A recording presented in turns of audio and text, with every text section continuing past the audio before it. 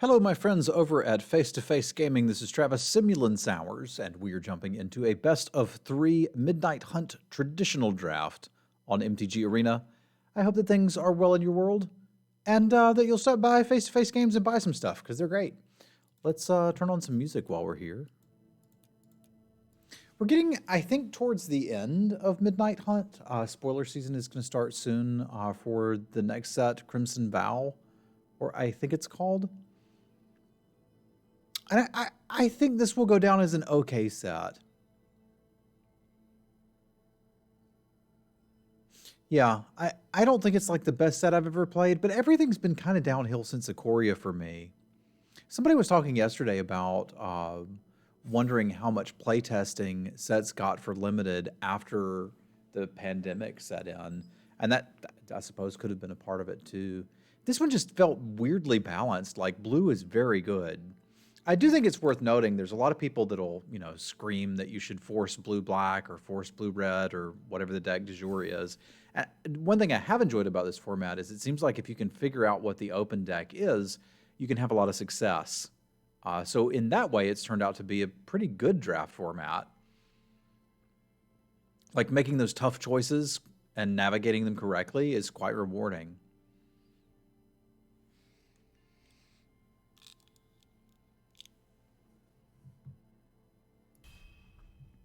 All right, here we are.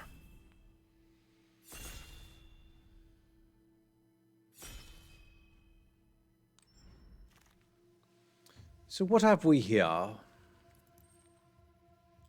I've liked the Patrician Geist, although it's a somewhat specific deck that wants it.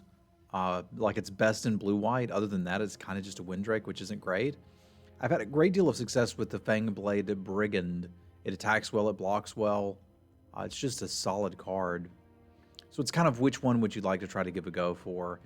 I feel like people are still down enough on red that if red's open, I can get decent red cards. And if this happens to be the 1 in 10 drafts where blue-white is open, then it'd be nice to have a payoff for that deck. So I'm going to go with the rare, but I think I could respect picking the Fangblade. I think after that, the power level of this pack goes down pretty significantly to the point that you're probably looking at like Grizzly Ghoul, the Death Toucher, maybe a Flip the Switch, Locked in the Cemetery. This Harvesttide Sentry's all right. The Candlecrove Witch is all right. I don't know why people pass Clear Shot. It must have been a hell of a rare, is all I can imagine. But I'm not going to pass it. I've gotten so many more, so many 2-for-1s off of this card. Like, I had somebody in chat yesterday ask me, isn't it basically just Ambuscade? And that was a card from, I don't know, 3 or 4 years ago that gave you +1/+0, and then you deal damage to another creature. And that +1/+1, the extra toughness, is so huge. Because you can attack with a 3/3, they block with a 3/3, and then you're able to kill that with the combat trick aspect, and then punch something else and kill it as well, maybe an annoying flyer. So like this card is just a powerhouse. If I can possibly play this, I would like to. You do need to be careful, like with any like combat trick adjacent card. You want to make sure that your opponent's tapped out or that you've got a pretty good read that they don't have anything before you fire it off. But it's a powerful card. This pack leaves a lot to be desired. There's really nothing here that's got me excited. A lot of playable cards. Like, all of these are cards you can put in a deck. But I think I'm just going to take the Evolving Wilds. I don't hate Lunar Frenzy. Like, it's a decent combat trick. It's a 1-mana combat trick that'll win you most combats, and you can sort of use it as like a pseudo fireball. It can certainly close out games. I've heard the Heirloom Mirror getting a lot of hate lately. I like that card. You just can't play it against blue, so you kind of have to side it out if there's a bounce available. But I've certainly won games with it, but I don't feel compelled to take it here. Castaway is interesting. It's a Spirit on the other side, which is kind of neat. We could get a discount on the other side with the Geist. I think it's pretty good uncommon. It's a 2-drop that dies into a 5-drop. Like, what's not to love? Come on in, buddy. So there's a possibility that we're not playing green, even though I like Clear Shot a lot, because the Beloved Beggar is quite nice. Ideally, you have some way to pitch it. or mill it, right? So you could do that with maybe larder zombies or some self-mill or something. But I think that's the best card here. And that would maximize the Patrician Geist if we got into like a blue-white spirits build. Morning Patrol is another value card that could come back as a spirit. I do like Candlegrove Witch, so we could be kind of like blue-white skies. There's nothing wrong with the Griff either. Haven't super loved the Drownyard Amalgam. Like, it's incredibly okay, but not great.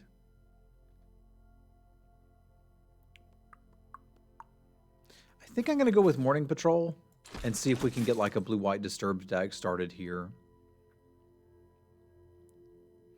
I don't think I'm ready to grab the Cather Commando here, even though I like the card quite a bit. I'd still like to keep our options open for playing green, so I'm just going to take a green 2-drop.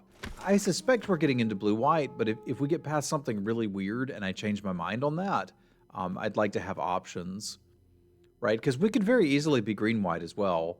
There's decent ways to mill this in green. I feel like this is probably just take the Sun Gold Barrage. And this is probably just take the Candlegrove Witch. Although I do quite like Throbbing Exorcism. But now that I've got a removal spell in white, I'm a little more tempted to kind of lean into that. But I mean, hell, we could even be blue-green here. We could be white-green.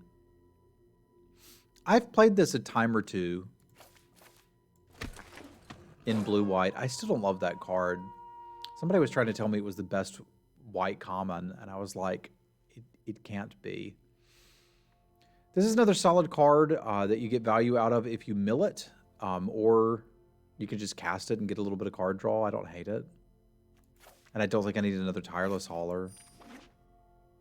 So I'm still kind of not sure exactly what our second color is. It could be, I mean, honestly, we could be anything in this Bant combination.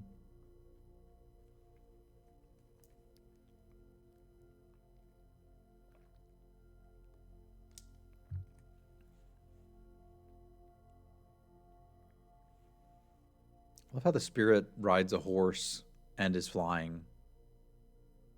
Like, does that imply that the spirit couldn't fly without the flying horse? Which looks a little bit like what the Gale Strider dies into, the Woe something. Whoa. Electric Revelation I still like a good bit, but I don't think we're really looking at getting into red. I'm kind of assuming we're blue-white until something takes me off of it. Unnatural Growth is real nice. Morbid Opportunist I've seen be pretty stupid. And it is pretty easy to splash. So I think we take that and maybe try to splash it in whatever we're doing. I mean, there's a real option to just take black cards out of this pack and go. But I've been very happy with Adeline. I found this card to be very good. It's a little more aggressive than like what you're often going to do with blue-white, but you can have aggressive draws even there. Okay, so white is where it's at. That's cool. We've got some solid white cards doing work here. So I'm kind of going to say that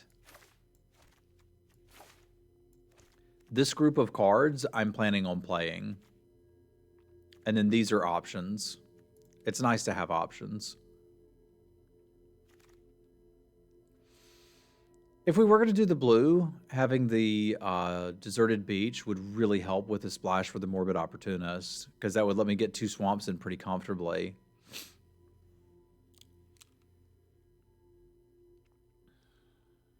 And I think blue's currently looking pretty dang good. It's going to be difficult for that deck to actually like chain removal spells to get card draw off of the Opportunist. But I think a lot of what you're doing, if you're splashing that, is looking to try to make trades really awkward for your opponent. So I think I like this plan currently.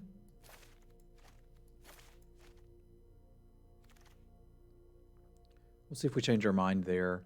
Interestingly, there's a Join the Dance, which would kind of be better for this. It's pretty good at enabling Coven, and just a solid value spell. I'm going to take one more Candlegrove Witch, but I may have to move into the green. which kind of sucks because it would invalidate this pick, make it a little harder to splash the Opportunist. But at the same time, if it's very open, we get to play a clear shot. So I'll deal. Yeah, and that's probably time to accept it. Like, we could continue forcing this if we wanted to and take a Faithful Mending, which would even be fine with some of our cards. But I think we're just getting a hint that we get a better deck if we want to play green-white. And I would like the better deck.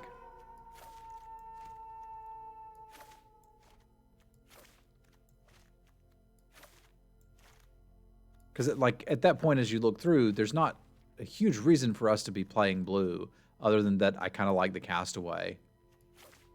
So I think we're moving over towards this. Flare of Faith is a playable combat trick. This deck could still play a tapping.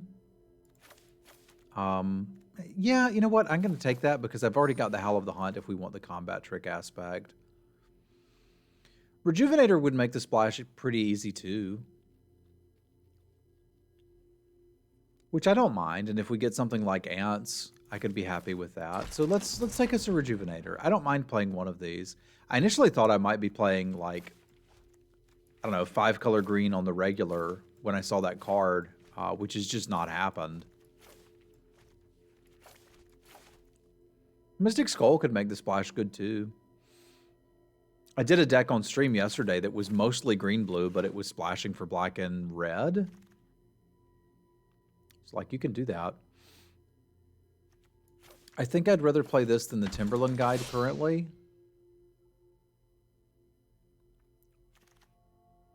This deck could use a little bit more removal. We're not even really seeing the... just taking this to have options over here. That's nice. Well, is it though? Yeah, okay.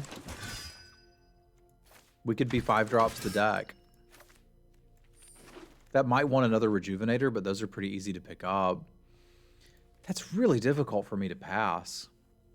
I found the Suspicious Stowaway to be one of those cards that's just incredibly busted. Like, I could take it and probably still make a blue-white deck work. But I think given that we've been past good green, I'm supposed to take the Dawnheart Mentor here and just try to kill people with it. Yeah, this is a really difficult pick. Could we be green-blue? Why are we playing white? Mainly for the Sun Gold Barrage? Yeah, I mean, let's look.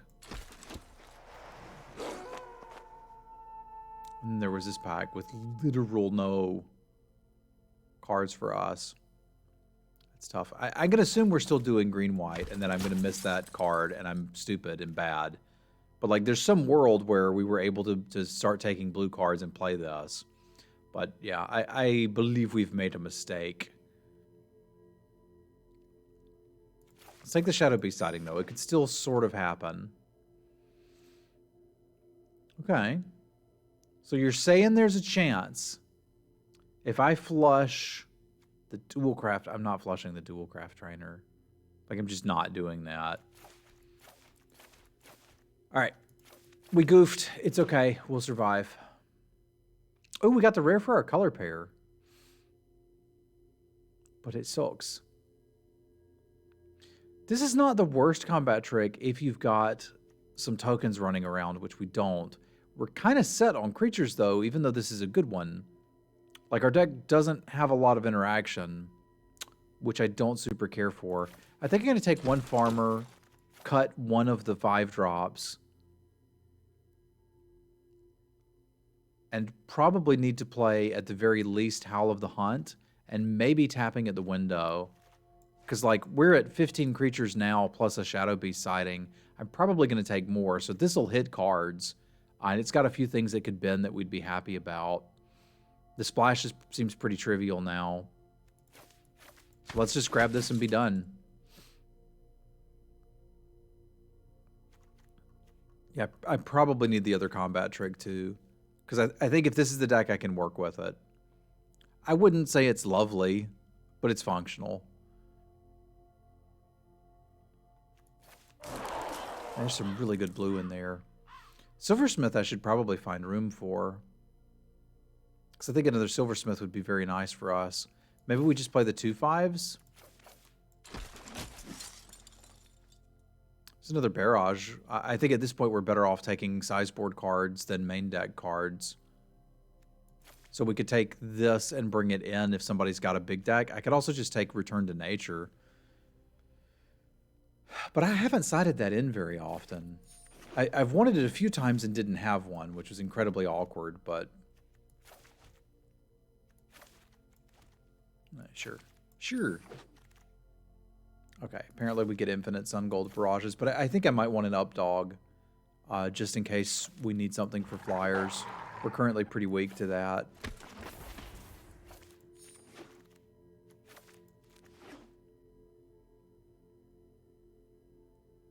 I've drafted better decks,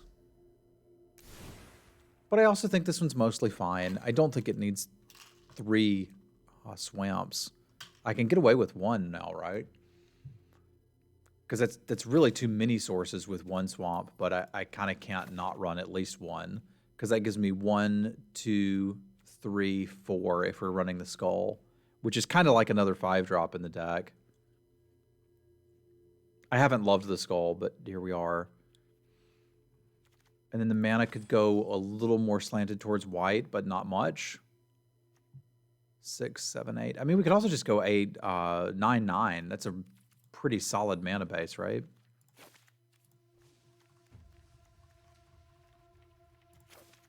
Like, that just looks good to me.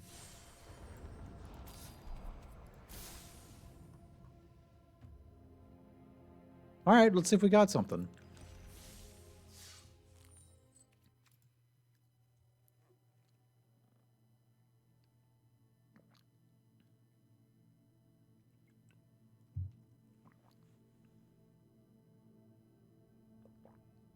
Why would you want to mute your opponent's emotes?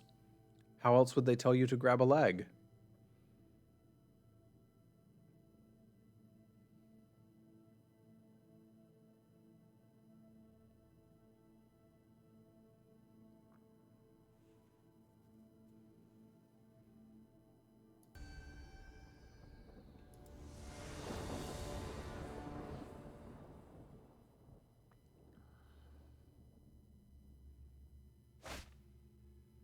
That is not a great opener.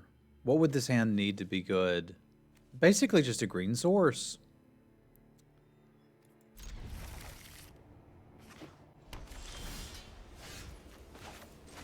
I planned on drawing the green source the whole time, so that's not like a big surprise, right?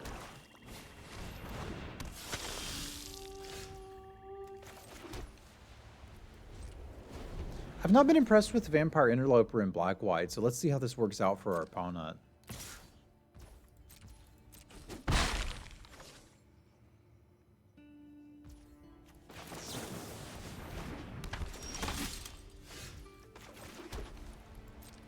Hiya!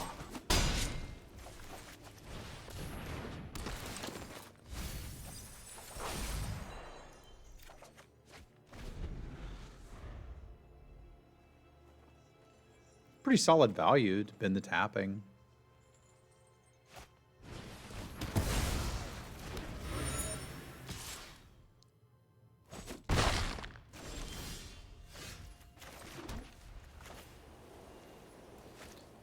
Don't really need that. Although it's adding 4 power to the board, so is this. I guess one of the power gets haste this way, which is probably worth. Like, we need to punish them for missing land drops as much as possible.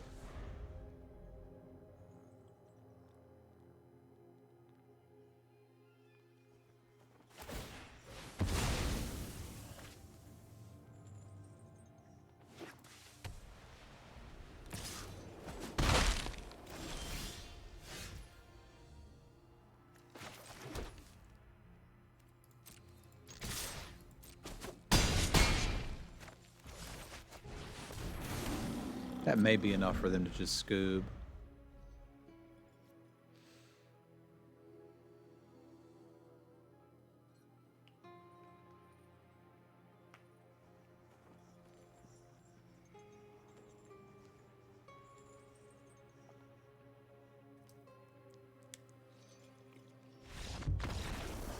I was thinking there's no need to pop it and let them know we're playing 3 colors. But so we really don't know anything about their deck other than that they have a foul play and a vampire interloper. This indicates to me that they'd like to be aggressive. I pretty obviously just had a bad draw. There's a world where I try to splash that stowaway too. Right? Because, like, I've already got, if I put this in here over literally a plains, I would already have, that would give me 1, 2, 3 blue sources. Why would you not do that when you have the opportunity to, right?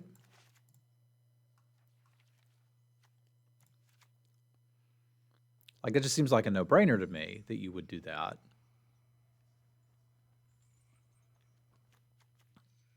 Well, if they're aggressive, I don't really need to be cutting a lot of 2-drops, but I'm still going to... I'm going to be a little greedy. Why not? Let's have some fun. It's fun to pull off a splash like that, right? I think it is.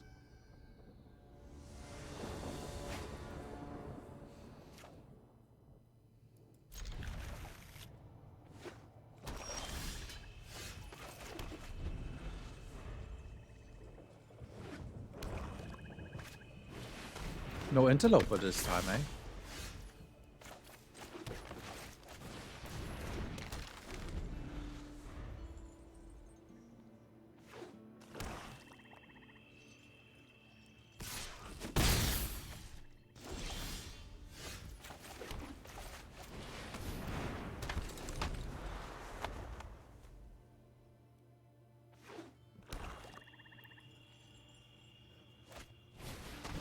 Me.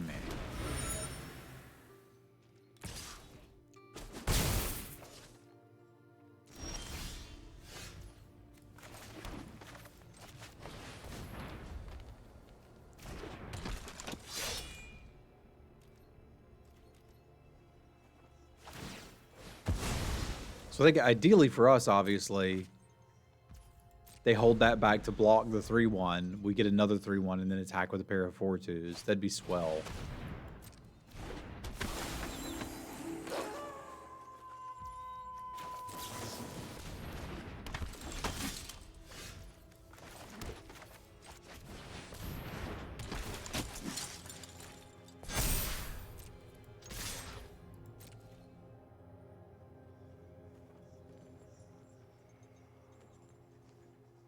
That's a pretty good turn right there.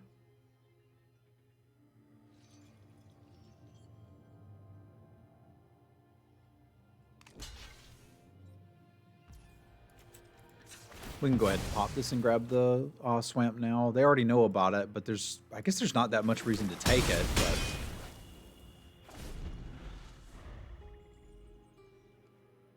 It's a scenario where I wish we had blue, but we don't. Because I'm about to turn this into a 5-6, and if we don't win the game with it, it will mean that they killed it, which means we won't have access to blue mana, which will make me sad. But you know, I'll live.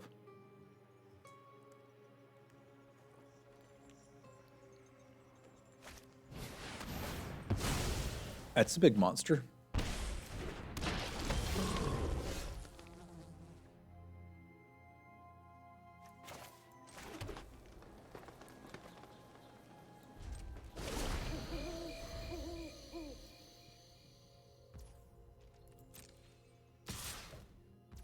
They want to attack me? Okay.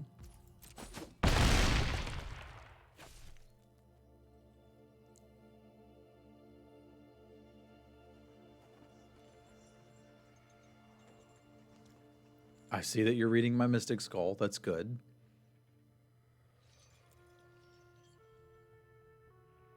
Mystic Snake. Ugh.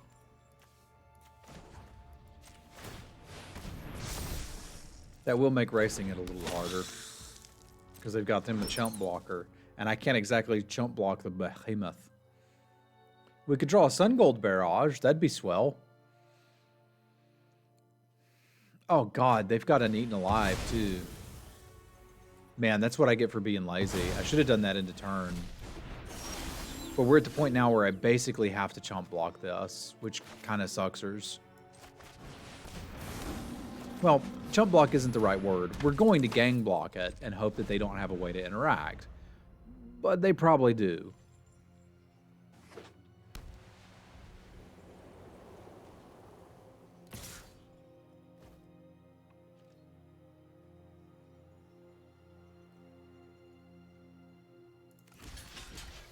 I think this makes sense in case they have a removal spell, right? Like they'd kill the 4/4 and then we're still dealing 6 points of damage. I think.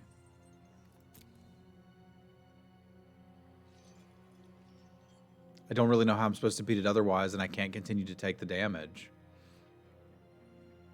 Like, we might get 2 for 3'd here, but we won't be dead. Or we get 2 for 1. I can accept that.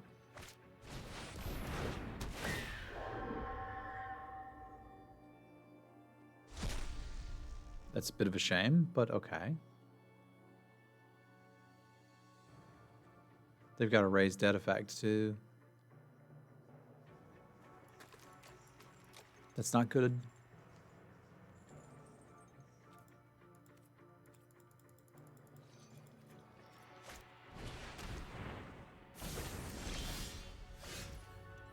Neither are these lands. I have some bad news for fans of Travis. Or some good news, depending on how you think about it. We're going to get to play another game with this deck. That potentially is a good thing.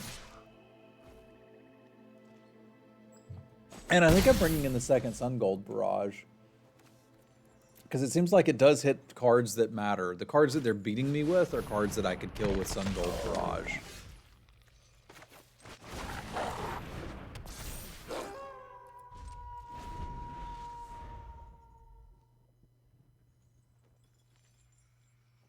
It's very burly.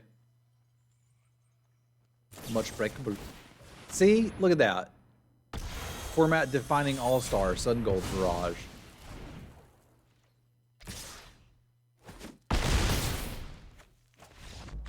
Alright. I see what you're up to. It's a difficult one to sideboard against because it looks like black-white cards I drafted more so than like any particular theme.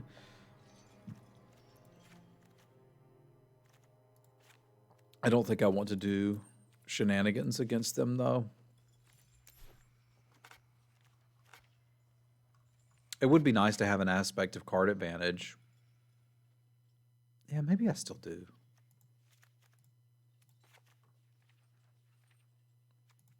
Because I think I can get away with it, but like, what's bad against them? I didn't really feel like anything was bad against them. I guess I don't have to run the combat trick. All right. Let's give it a go. I want to be a draft hero.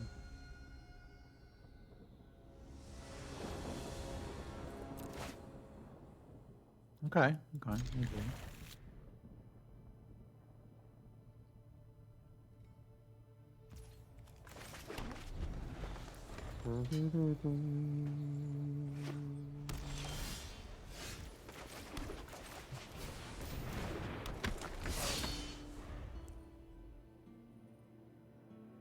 This card has impressed me some over the format. Like, it's functionally unblockable a reasonable amount of time.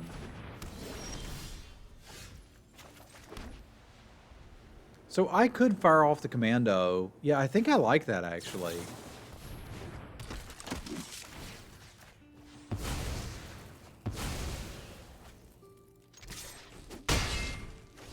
Like, they don't have a great opener if they're wanting to use a candle trap on my 2-drop. So we might could just, like, get some punishment going here. We're going to need to, because we don't have a great opener either. But 5 damage Eternal close out a game.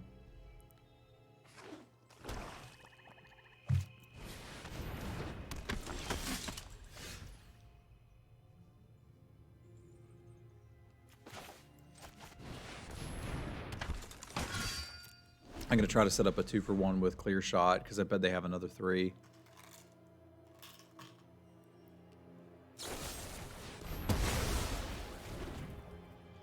Okay, fine. Be that way.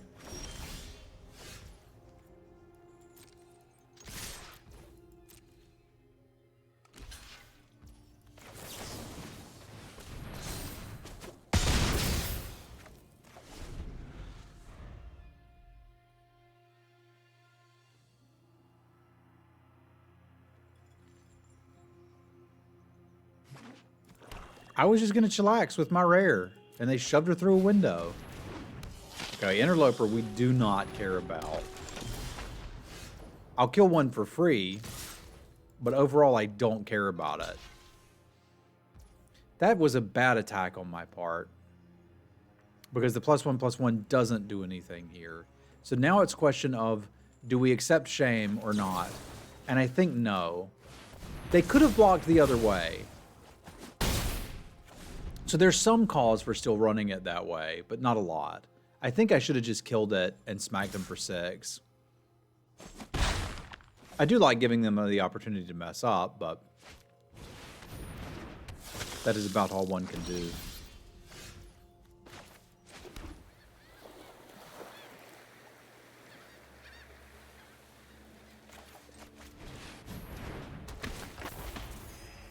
That bat has been surprisingly good for them.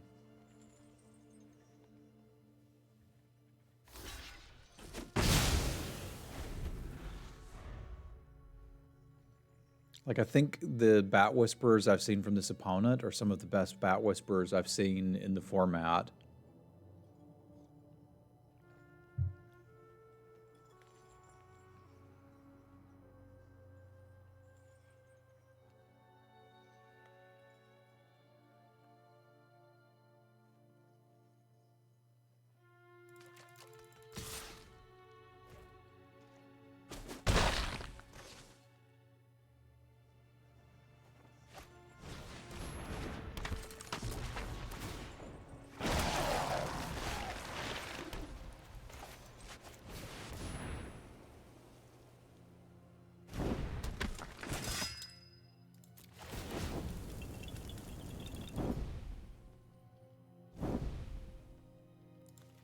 Hiya!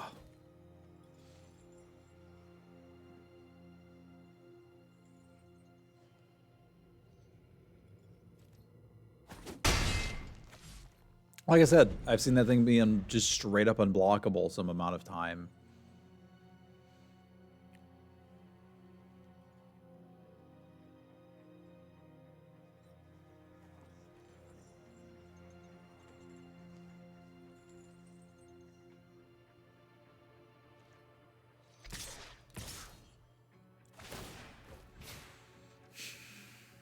That might be a combat trick, but and it might be a blade brand, which would be the scariest thing they could have. But I'm also not willing to just take free damage. Because even with a land, I can make this unblockable again.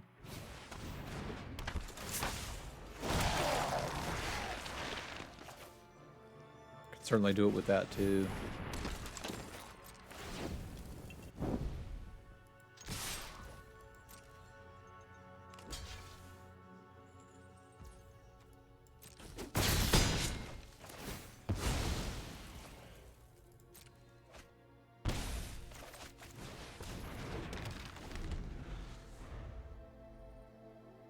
It's a close game, considering we were both stuck on lands for a bit there.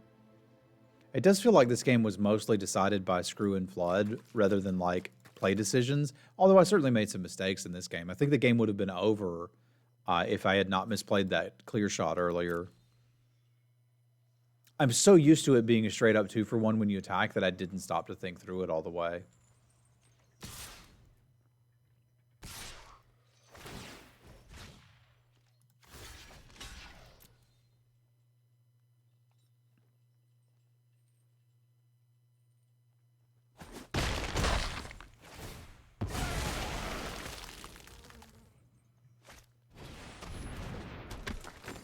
Interesting sequencing. But they just did, right?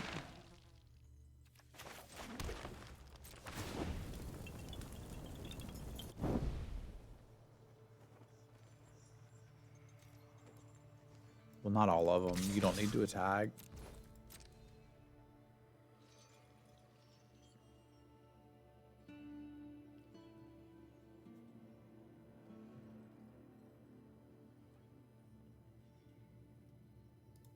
Bye-bye. I don't have proper emotes on this account. I'm playing on my secondary account, which I used to do a free-to-play to Mythic, Bronze to Mythic run, which was pretty cool, but it ended up left over with some gems, and I'll use that to record on when I was in the middle of a draft on my main account. So that's why you were seeing the draft hero instead of Semulin. They appear to be a bit salty.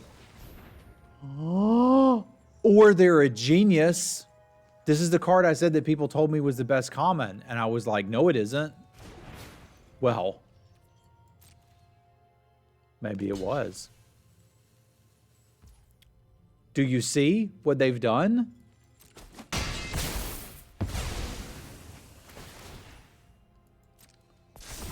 They may very well get me from here. And I kind of hope they do, honestly. That was a cool little turn.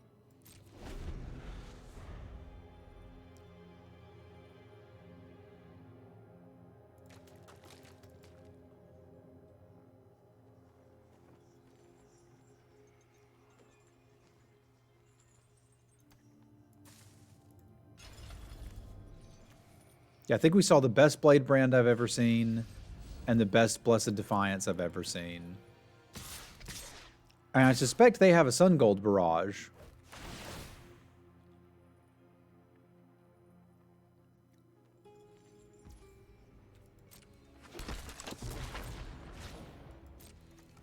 Like, that's real good. Okay, we're not going to be an idiot this time. We're at least going to get attack with it. But that might just be game over, man. And that's impressive to still see things like this happening late in a format. I dig it.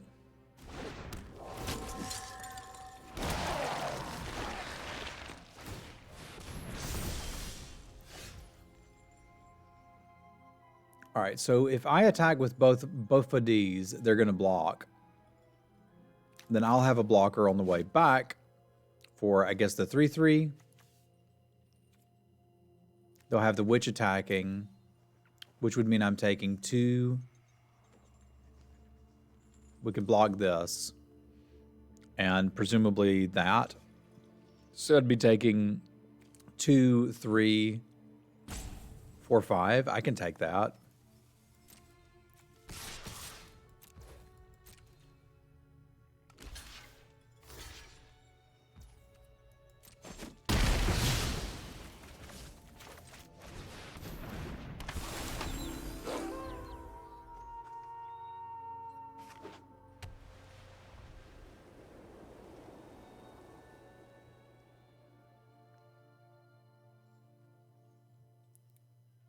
Come on, just attack me and play the 7/6 or something. It'd still be cool to win this, even though I've kind of screwed it up.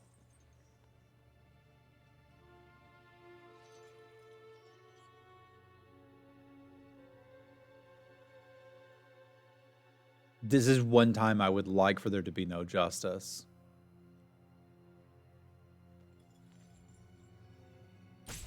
Because I don't think I deserve to win this game, but that's okay.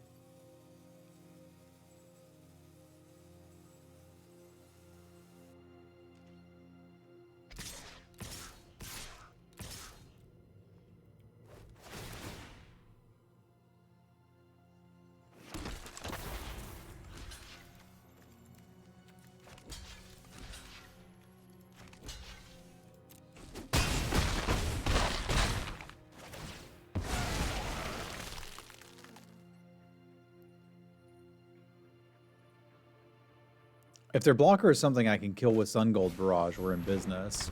If it isn't, we're just going to die in the air. Oh, man.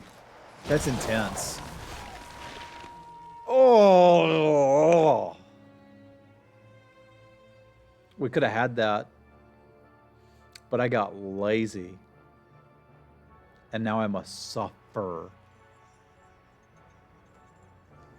And we went from the last game with them having 2 targets for this in play to this game with him having no targets in play. Like, that is brutal. Just straight up brutal.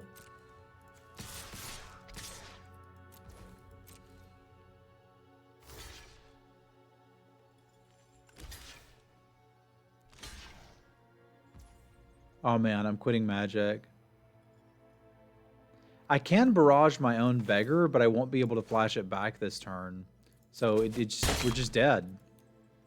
That's just game. I was not... I disrespected a card. And this, you know, there's a takeaway from this. So that card that gives you +2, +0, and lifelink and creates a spirit, I said it was bad. I'll still pretty happily stand by that. I don't think it's a very good card.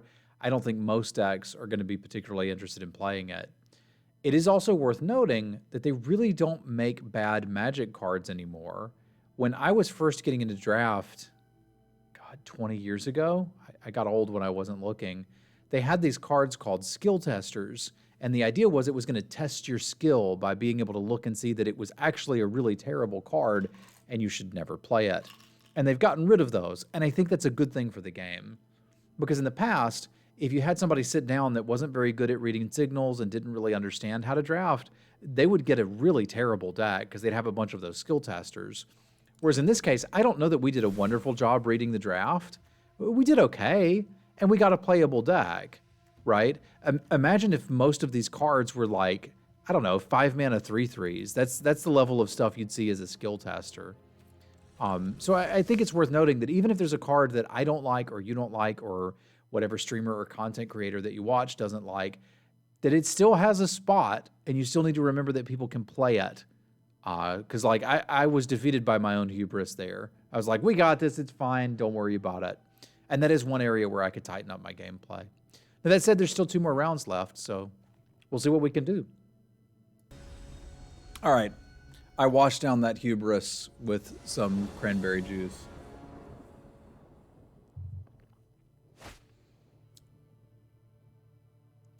Not a bad opener, eh?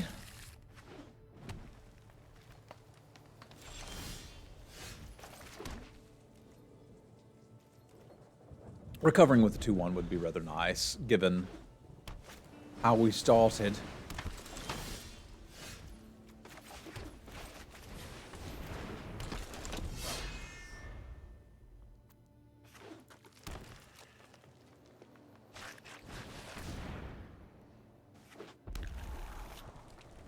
Nice.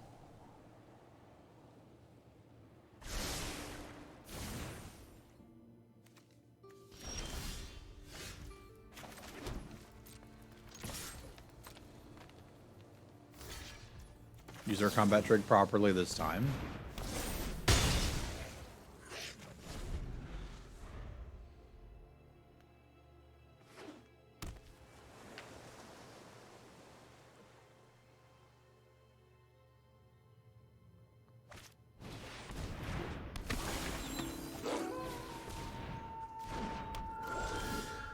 Man, I was thinking it was obvious that we were just going to play the dual craft trainer, but is there a world where I want to put the counter on this thing and dare them to double block it? That is a lot of eggs in a not particularly large basket. But I think that's actually where I want to go here.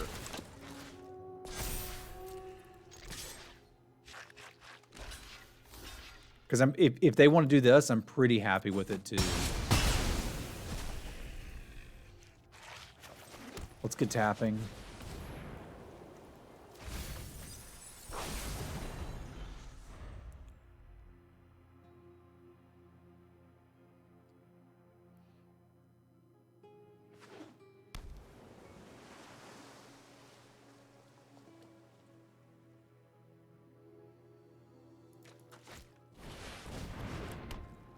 It's a pretty good curse.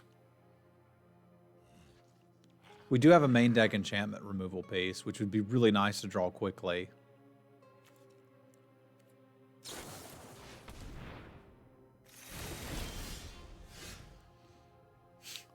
I've never seen anybody cast that. I suppose there's a first time for everything.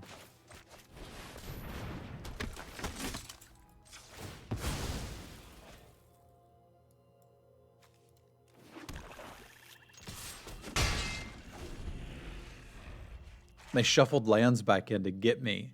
Like, here you go, draw some lands. I like it.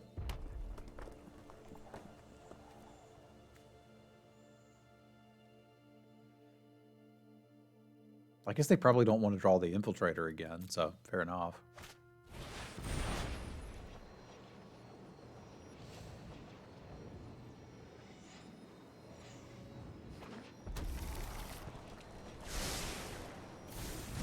We like what they got on top. It's a little worrisome.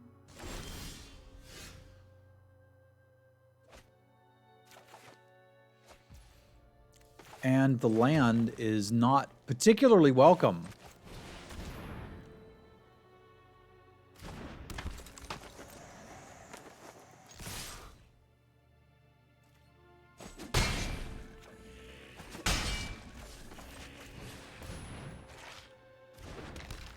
These beholders are noisy. I don't think they would make good pets.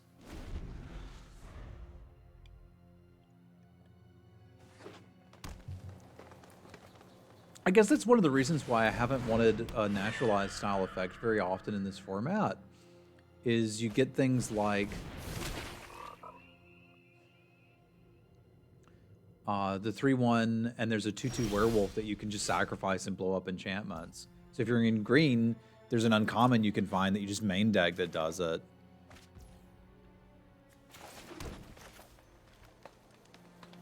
Well, if I'm not blocking with it, I may as well use the more expensive thing here.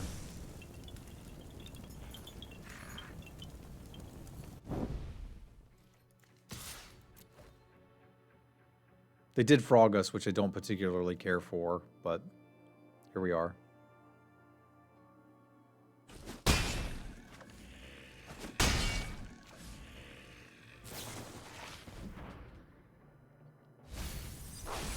I also went from thinking this card wasn't very good to thinking it might just be fine.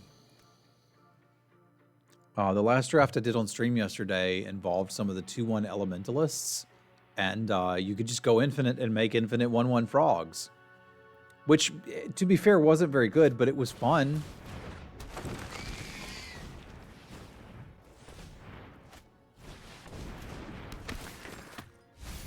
To be fair,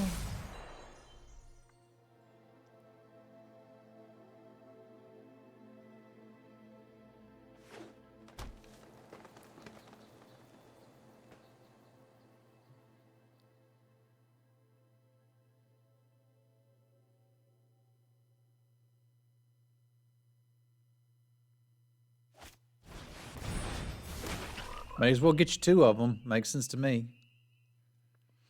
All right, so if I got 6 power first strike, they could kill this. So it seems like maybe just double striking the monstrosity and sending it ain't so bad.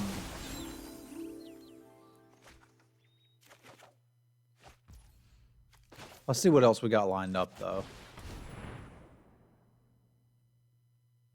I mean, that certainly can't hurt.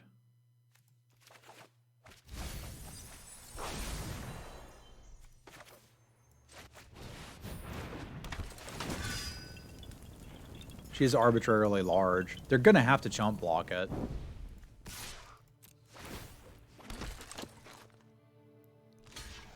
I suppose they get 2 cards off the token, whereas I only get 1, but why did they take the 1 damage?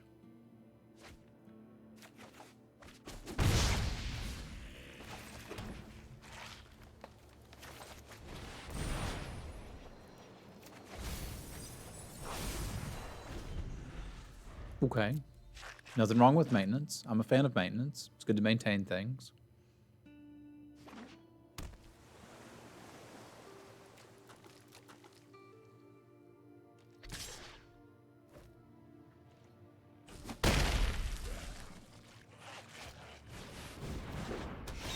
The Pohenix.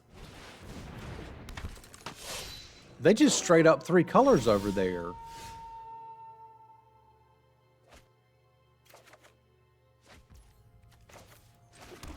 That seems ever so slightly insane to me. But you do what you gotta do.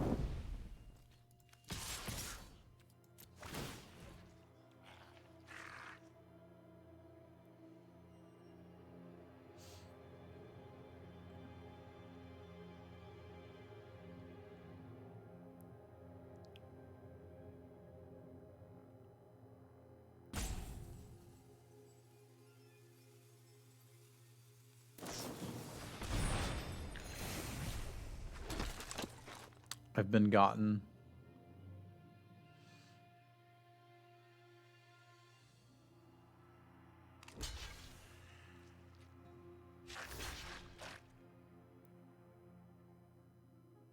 Where is your frog now?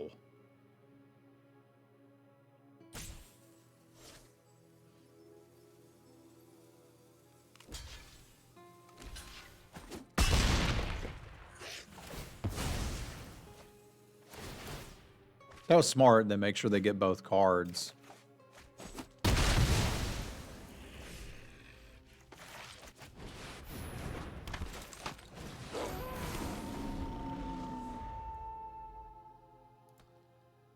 Awoo!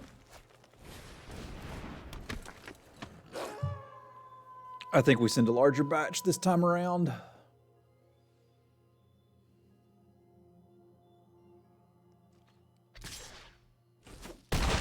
They still thinking they gonna kill me.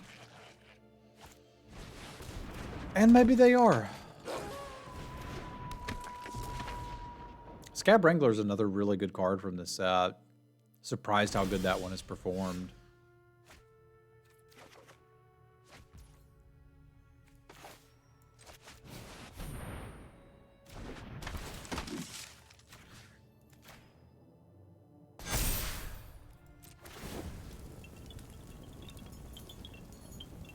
You reckon they tap whatever I put this on? They might. Alright, you can tap this if you want to.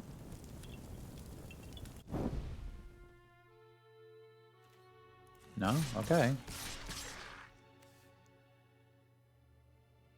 You still have a good attack with all these.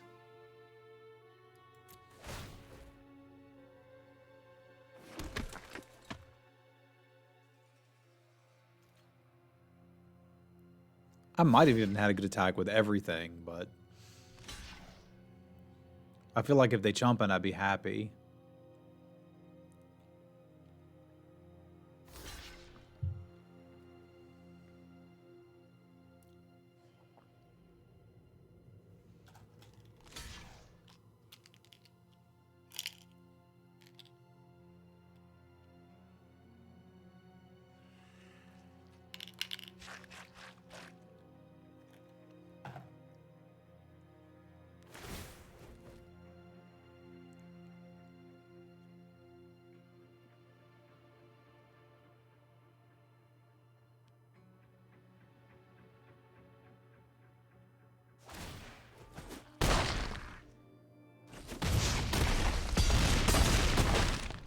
Yeah, with those blocks, I could have killed them.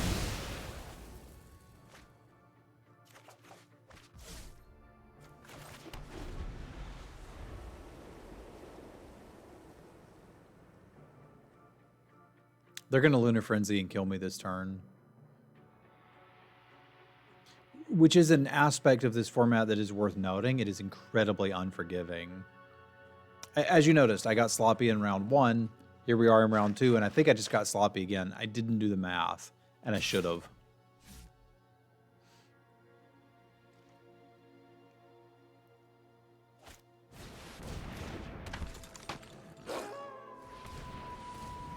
Okay, maybe they're not going to Lunar Frenzy and kill me.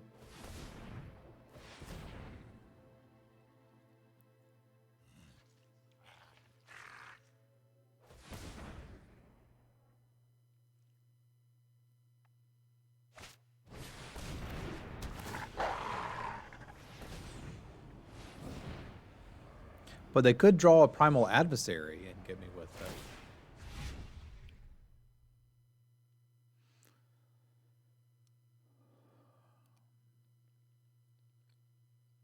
Six, seven, eight blockers. Got 1, 2, 3, 4, 5, 6, 7, 8, 9, 10 attackers. So they are still dead on board because at least 2 1/1s get through. So nice try, but let's count that again. 1, 2, 3, 4, 5, 6, 7, 8. 1, 2, 3, 4, 5, 6, 7, 8, 9, 10.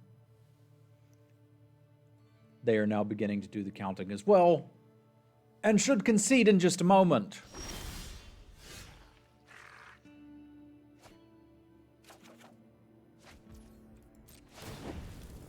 Doesn't matter.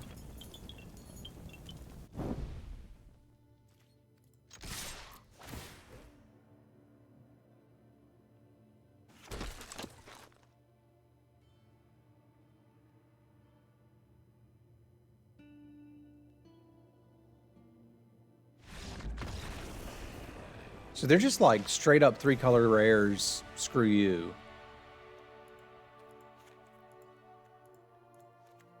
Which, fine. I'll play the game.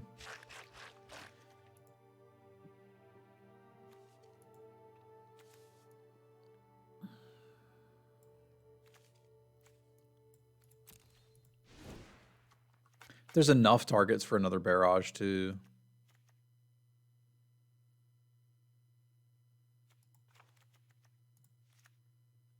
I kind of want to run that. Just cut our worst creatures, what I should be doing here. I don't think the deck's really that excited about milling itself with the farmer. It's cute with the Evolving Wilds, and it is some card advantage. So, like, there's some argument for doing it. The Beloved well, yeah, the Beloved Beggar's like another reason to just run the damn thing. I could also run another 5-drop and be pretty happy with that, and then just trim out some of the mid-game. It still makes me want to cut this dude, but...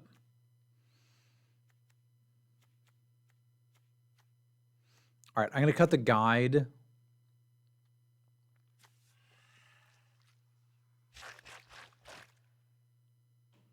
God, this is a tough decision. I guess it's the other combat trick.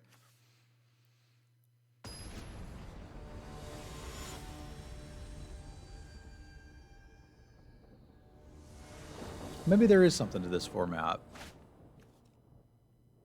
There's not something to this hand. I could kind of justify it.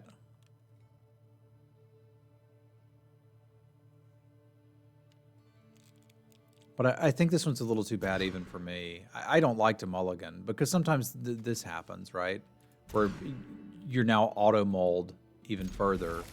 But as it stands, like this is a hand we can at least do something with. But it's certainly not an exciting one.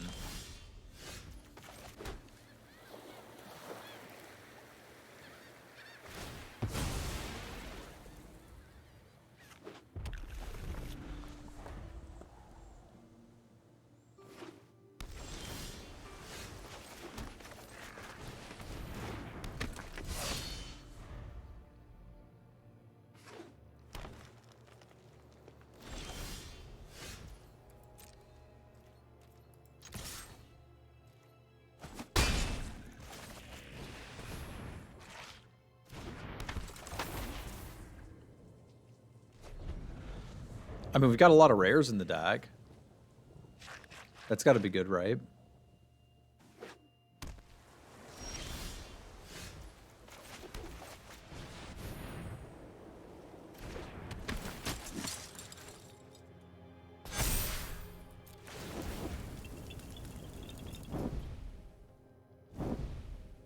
Let's get Covenanting. What did you keep that doesn't do any... Well, I very seriously considered keeping a hand that didn't do anything until turn 5. But they're also playing this Shuffle Crap back in card.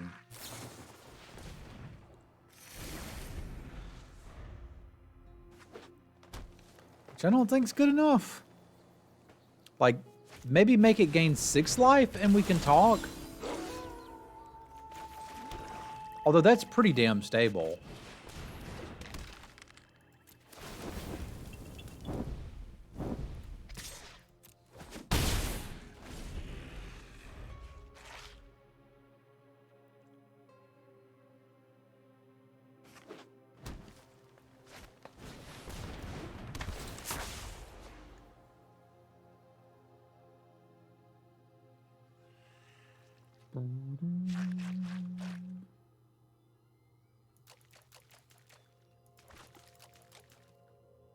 All right, I see what you did there.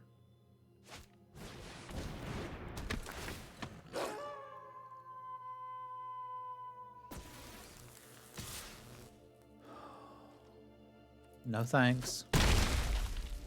It's gonna get worse, especially if I top deck nothing.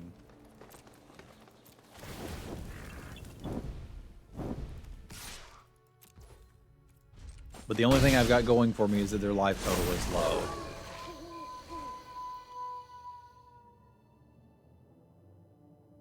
That is not good enough. I think we're just going to get ragged here. But River Sea?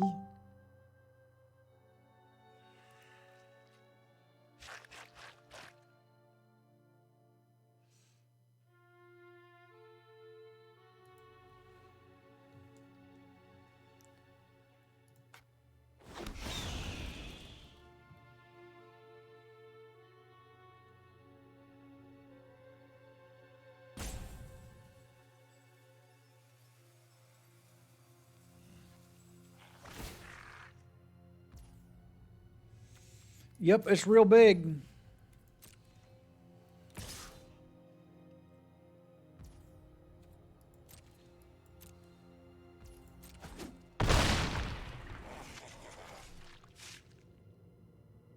If I can draw a removal spell for the Phoenix, maybe we can kill him. No, they can still fire this off just to gain the 2 life, eh?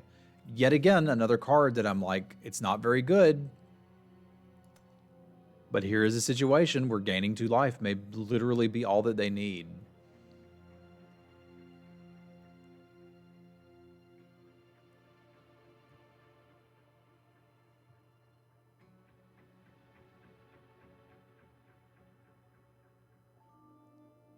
They're doing some thinking over there. Which I can appreciate. I have thought before as well.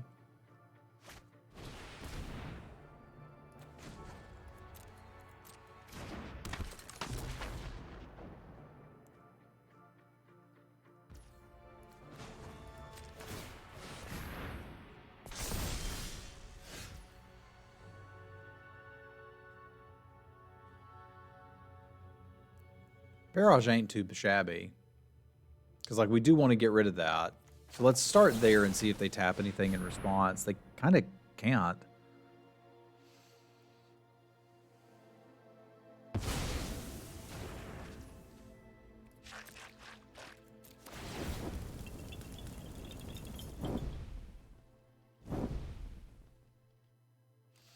So what happens if I do this, which is what I want to do? What are they forced into doing? They can't block this, right? They could block this here. They take the 3. They chump this. And then they swing back with pretty much lethal and kill me. The problem is they're going to have mostly lethal anyway and kill me.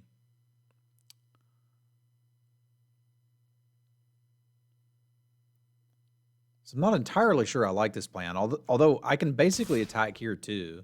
Because this trade has to happen. Like, they're priced into it. Which means they're going to 1.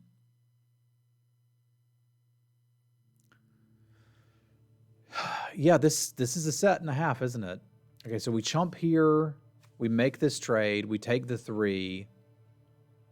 We don't have to block that. So we could keep the 3-2. If they do that, I just die. But honestly, I think I'm dead anyway. I think the mulligan probably hurt us too much to be able to catch back up into this unless they stumbled, and they didn't, and it's okay.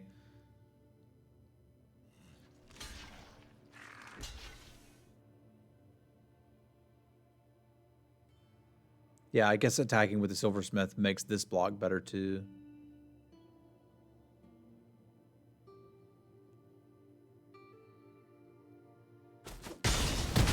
And yeah, this puts me just straight dead on the crackback, which is kind of what we thought was going to happen, but I don't know that I could do much about it.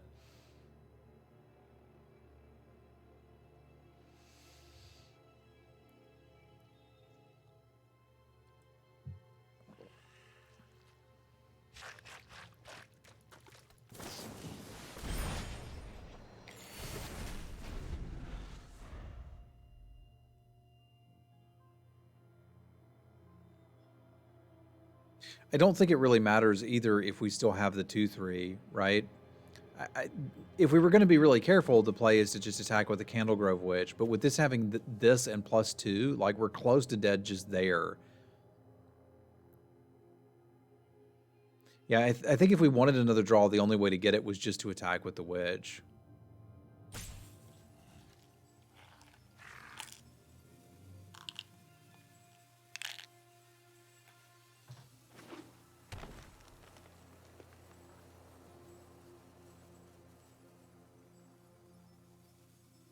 I'm not sure what they're thinking about. They're probably thinking, okay, Travis is certainly not stupid enough to just put himself dead on board, right? He must have something. Like, no, I don't.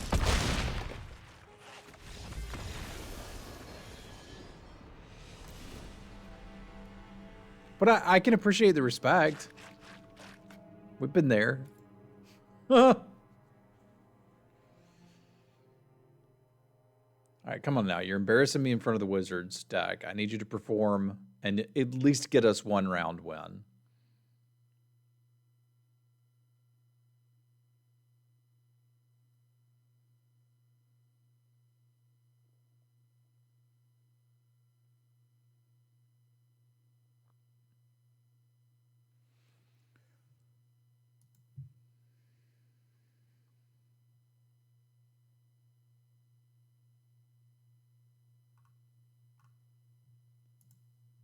They appear to have some thoughts about size boarding, huh?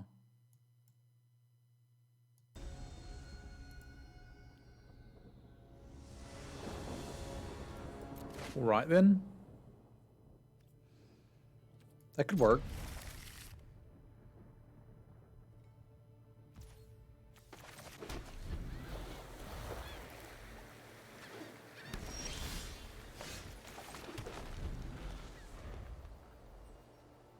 I think with 3 lands, you would jam the farmer first.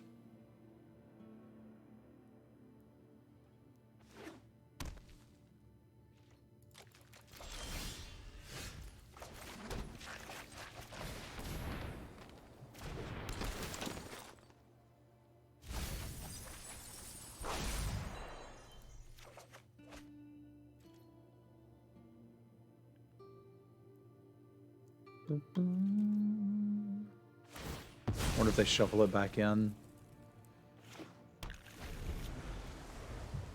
I don't know. Maybe that card, Turn the Earth, is not as bad as I think. Like, it's Rotten Reunion, but instead of getting a 2/2 that can only attack once, you're gaining 2 life. So if there's times where you're like, well, I might play Rotten Reunion, there's times where you might play that.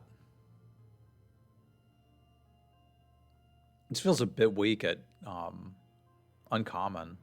But I guess if it's common, you've got people futzing around with graveyards.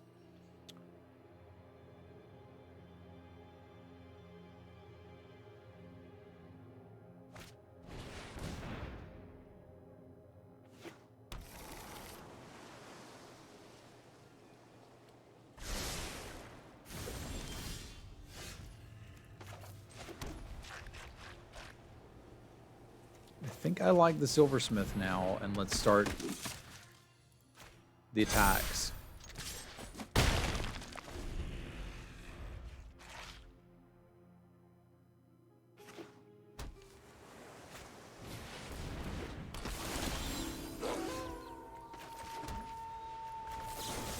Get out of my way.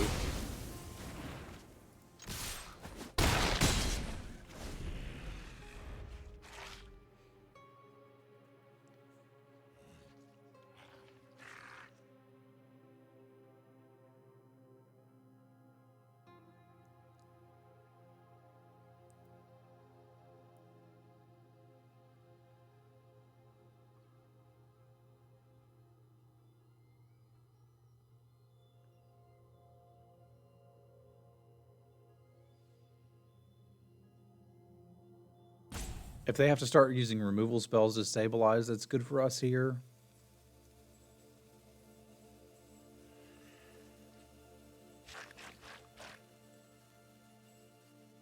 Because we're looking at most likely just jamming the beggar next turn.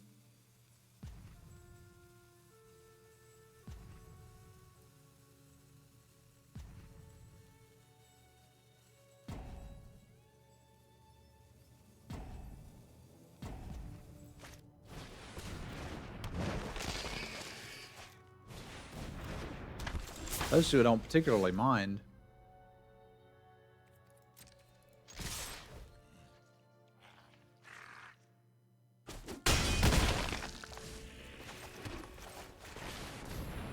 All right, you're going to need a hell of a turn. I hope you don't have it.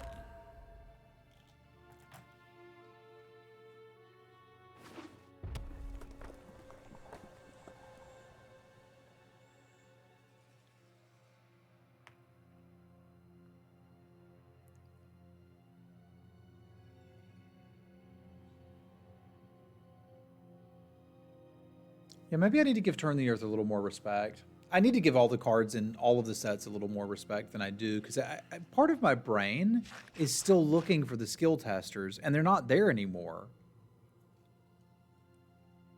There's cards that are going to be good in a narrow set of circumstances, and like I'm going to tend to want the ones that are good in more circumstances, right? Like that's where kind of quadrant theory thinking comes in. Is a card good when you're curving out, when you're ahead, when you're behind, and when you're at a board stall?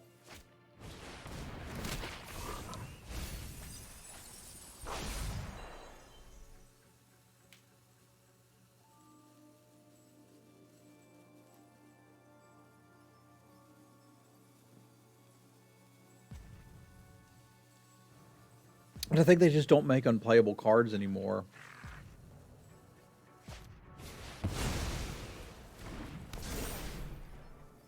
Be a good time for us to draw the Cathar, because now we're just wrecked to that, which sucks.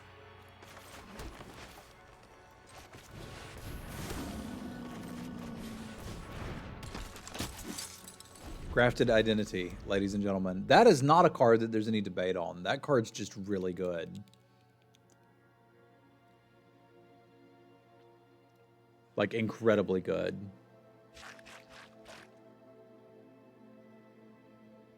Oh my god.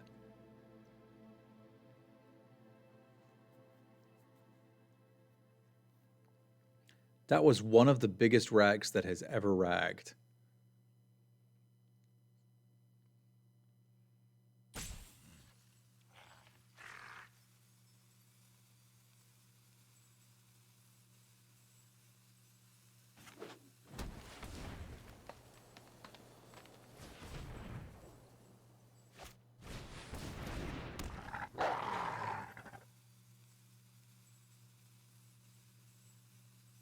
Another Sun Gold Barrage would kind of start us playing again. The Cathar obviously more or less wins the game.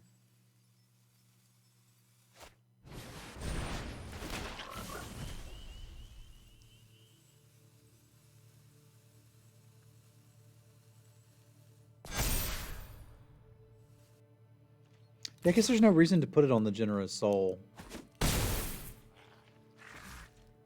They haven't seen any life gain in our deck. That means the Rejuvenator will buy us an extra turn, which is pretty nice. And that means the Rejuvenator won't buy us an extra turn. Duh.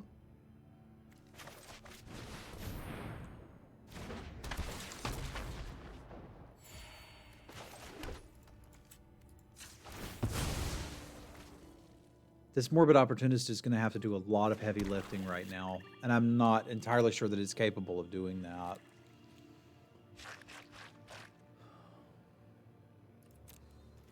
There's a world where we attack with the Morning Patrol next turn to get something up in the air.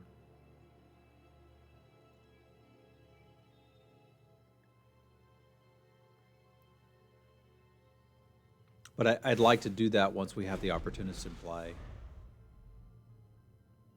Because then we could just draw the 3/1 Cathar that blows up enchantments, get our Generous Soul back, and win the game. That'd be swell. I would like that.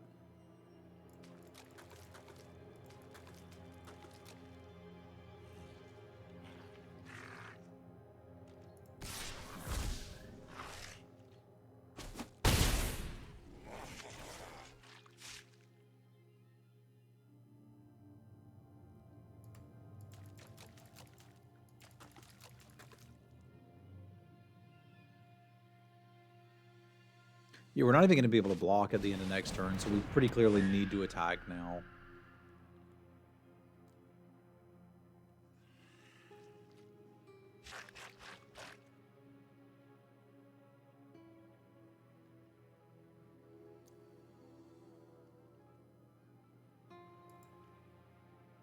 Hello!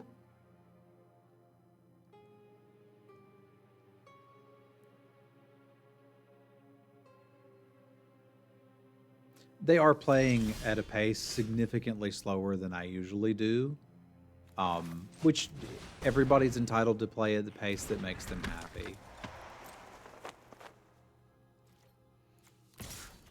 I need to attack for at least something threatening lethal so that they have to block 2 things, but we need more cards.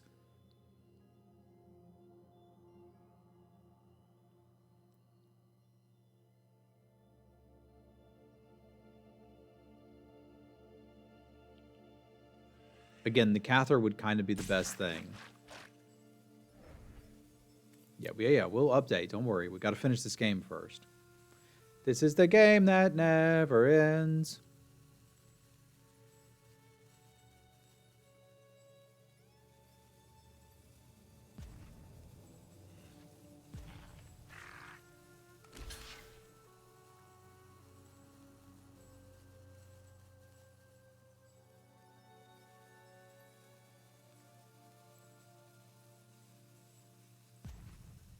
We're incredibly close to dead here.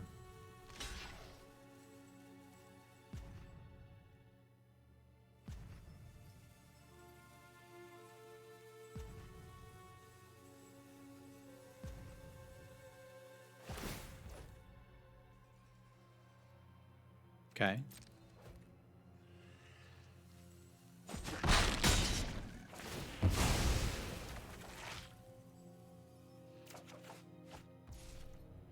Man, I saw the 2 drop and was like, "Oh my God, we did it! We got there!"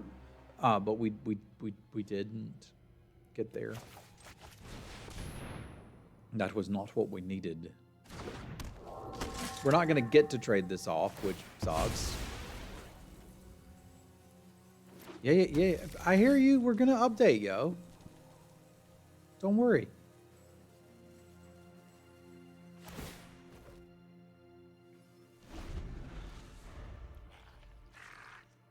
Maybe timing them out is our best bet now. It legitimately might be.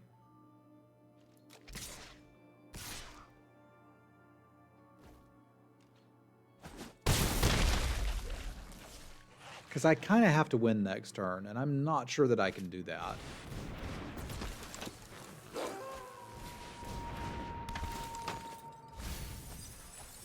Yeah, this has not been the best draft ever. But you got to deal with some good ones and some bad ones, y'all. Whoo-wee. All right, so if the top card is the thing, it doesn't matter because they have Scob Wrangler and they're going to just kill us and this game is over.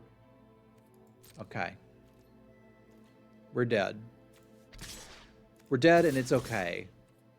We don't need to stress. We don't need to worry about it. It's okay to lose. It's okay to not win. It's not my favorite thing. Huge fan of winning. I like that better.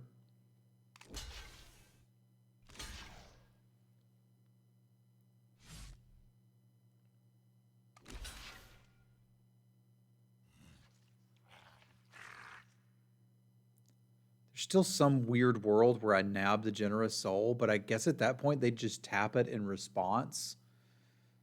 And then I couldn't even block with it. It's getting weird, y'all.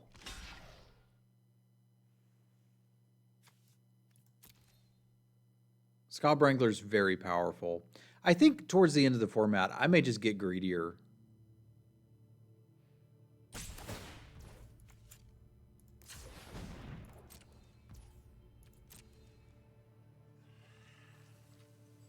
Because it looks like 3-color decks can actually work.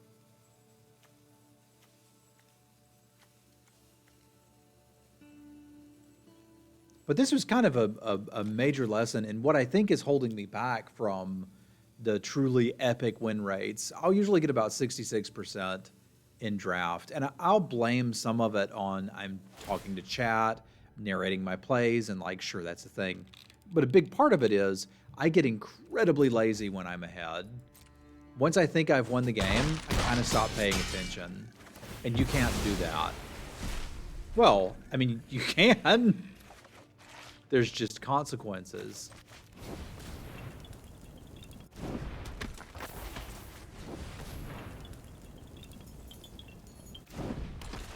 Look at all my cards. But we dead, y'all. We were dead. Grafted Identity. Mind Control. Still good in current year.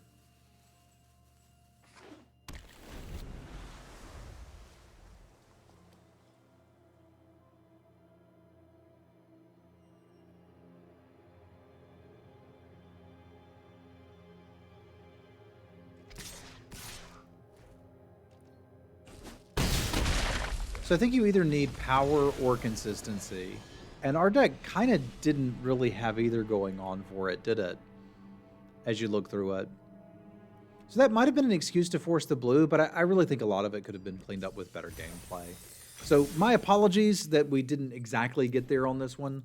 Was still a fun time for me, at least. I hope that you enjoyed watching as well. I'm going to call it here because you don't get any prizes if you go 1 and 2. Do stop by Face to Face Games. Check out their stuff. If you play Magic, which you probably do, you can buy stuff from them. They got good deals. And you can come by the stream and watch me lose some more drafts. It's at twitch.tv/Semulin. Thank y'all for watching. We'll see you next time.